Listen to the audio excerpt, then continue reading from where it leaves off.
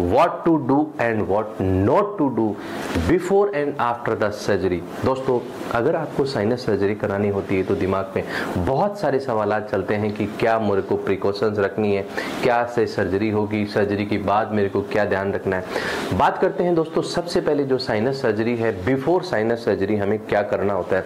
दोस्तों, sinus surgery से पहले सबसे पहले जब हमारा एक डायग्नोसिस हो जाता है, एक सीटी स्कैन हमें डॉक्टर को दिखाने के बाद करानी होती है। उस सीटी स्कैन के माध्यम से दोस्तों हमें ये पता लग जाता है कि मेरे कौन कौन से साइनस में ब्लॉकेज है और मेरे को कितनी साइनस सर्जरी की जरूरत है।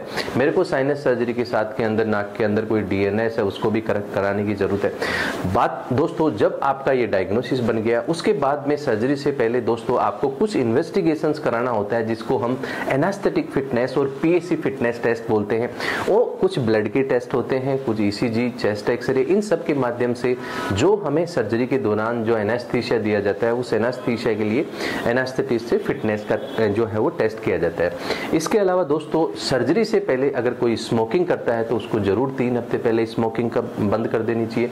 अगर कोई हर्बल मेडिसिन लेता है तो वो उसको बंद कर देनी चाहिए। दोस्तों, अगर कोई ब्लड थिनर मेडिसिन ले रहा है तो उसको बंद कर देनी चाहिए। ये इंपॉर्टेंट चीजें हैं जो सर्जरी से पहले। इसके अलावा दोस्तों, सर्जरी से पहले अगर आपको जो आपकी मेडिकेशंस जो चल रही हैं वो डॉक्टर को हमें बता देना होता है। तो ये है हमारा सर्जरी की पहले। दोस्तों, बात आती है सर्जरी के दौरान। सर्जरी के दौरान दोस्तों जो हमारा सर्जरी का डे है उससे डे बिफोर दोस्तों आपको जो है वो हॉस्पिटल के अंदर आपको एडमिशन होना होता है। एडमिशन के बाद के अंदर दोस्तों आपका जो है एक आपको कैनुला लगाया जाता है। उस कैनुला के माध्यम से आपको कुछ एंटीबायोटिक्स दी जाती हैं। एंड सर्जरी के दिन आप अपनी जो मेडिकेशंस, जैसे सपोज करो आप थायराइड की मेडिसिन लेते हैं, आप ब्लड प्रेशर की मेडिसिन लेते हैं, वो मेडिकेशंस आपको अपनी कंटिन्यू लेनी है।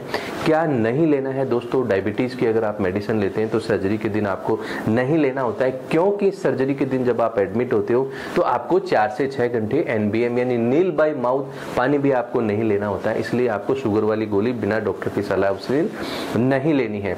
दोस्तों, यह है सर्जरी के दौरान। एंड सर्जरी के दौरान जो आप पहले दिन एडमिट होते हो तो बहुत बार पेशेंट का ब्लड प्रेशर फ्लक्चुएट करता है, तो एक एंजियोलाइटिंग मेडिकेशन डॉक्टर देता है आपको, जिससे आपको मेंटली टेंशन नहीं हो। सो ये है दोस्तों सर्जरी के दौरान। एंड सर्जरी के बाद में जो है पेशेंट को जब हम ओटी में लेते हैं तो ये सर्जरी एक जनरल एनेस्थीसिया में होता है। पेशेंट इसमें क्या है, पूरी सर्जरी के दौरान स्लीप कंडीशन में रहता है एंड अमूमन 1 से 3 घंटे का इसमें समय लगता है।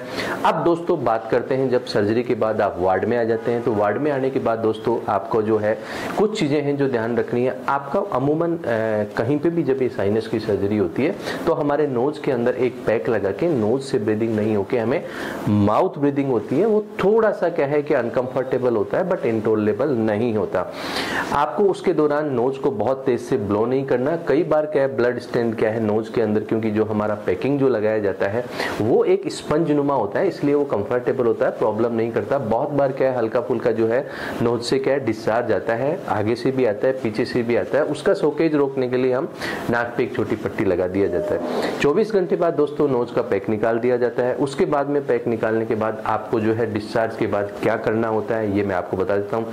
डिस्चार्ज के बाद दोस्तों एक तो जो डॉक्टर ने आपको मेडिकेशंस प्रेस्क्राइब किया है वो मेडिकेशंस अपने को लेना है। एंड कुछ नोज की क्लीनिंग भी होती है, लेकिन बहुत क्लीनिंग करते हैं तो एक्सेसिवली फोर्सफुली नोज को ब्लो नहीं करना है। बहुत बार क्या है नोज के अंदर हल्की फुल्की ब्लीडिंग होने के चांसेज आपको रहते हैं। दोस्तों घर जाने के बाद जब हम स्लीप करते हैं तो हमारा हेड एंड को थोड़ा सा पिलो लगा के रहना चाहिए, जिससे हमें जो है हमारा ब्लड का जो है प्रेशर कम रहे। मेडिकेशंस आपको कंटिन्यू करना है, अल्कोहल आपको नहीं लेना है, स्मोकिंग आपको नहीं लेना है, ब्लड थिनर मेडिकेशंस आपको नहीं लेना है। आपको बीपी, डायबिटीज और बाकी जो थायराइड की मेडिकेशंस है वो आपको कंटिन्यू कर देनी है।